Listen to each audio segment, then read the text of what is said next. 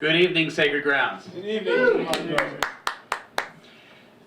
Back in 1522, you may remember, there was a fellow named Nicholas Erasmus Rosterdamus, and he came up with a proverb that said, "In the land of the blind, the one-eyed man is king." I dedicate tonight's poem to that. It's called, "In the Land of the Blind."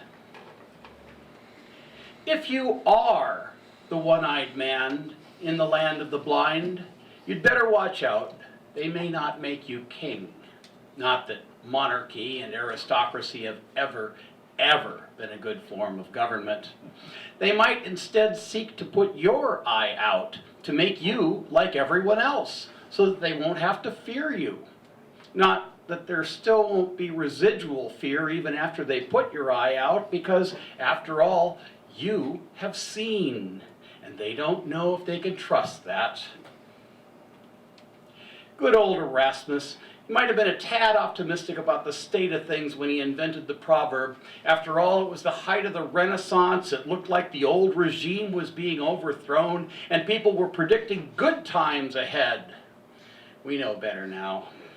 They say that the first sign of intelligence is awareness of your own environment. So if you are the one-eyed man in the land of the blind, before you open your mouth, perhaps you had better check around.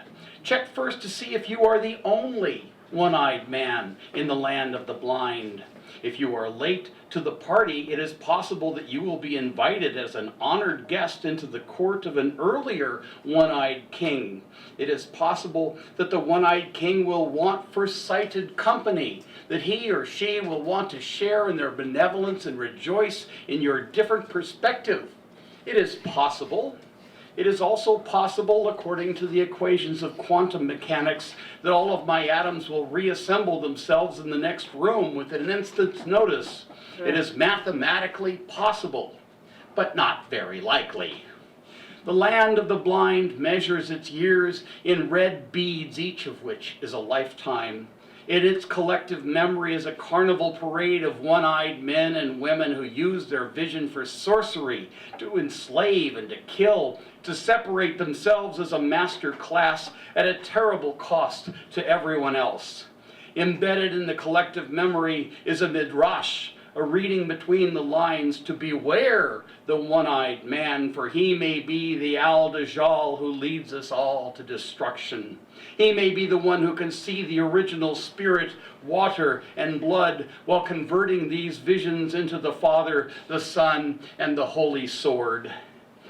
Out in space, our astronomers tell us there is one place, a single source of water enough to cover 140 trillion planets the size of Earth. So the truth is, we are not alone. There are definitely those whom we would call aliens. We just don't know if we are alone in this apartment, on this street, in this world, in this particular segment of the cosmos. We do not know what kind of alien lowriders may be cruising our neighborhoods. We do not know if when they find us, we will still be here, living and breathing, or just the archaeological ruins of a very nice try. We do not know if the aliens will have a sense of humor. As they sift through our trash heap, I can see one of them nudge the other and say, "Hey, look at this. These guys made it to the Intel i9 processor. It must have pissed off the privileged 35mm people to have videographers stare them in the face with full equivalence." But then they also had Donald Trump. No wonder we're sifting through their trash rather than having a global meeting ceremony. I can see the second alien holding up a scroll and clicking his mandibles. It says here that Erasmus believed in free will and Martin Luther did not. Martin Luther must have been right. Otherwise, how would they end up like this? This species was way too submissive. They would have been much better off figuring things out for themselves, even if they were blind. The first alien would probably laugh. "It's funny," he would declare, "because they are not us." Thank you.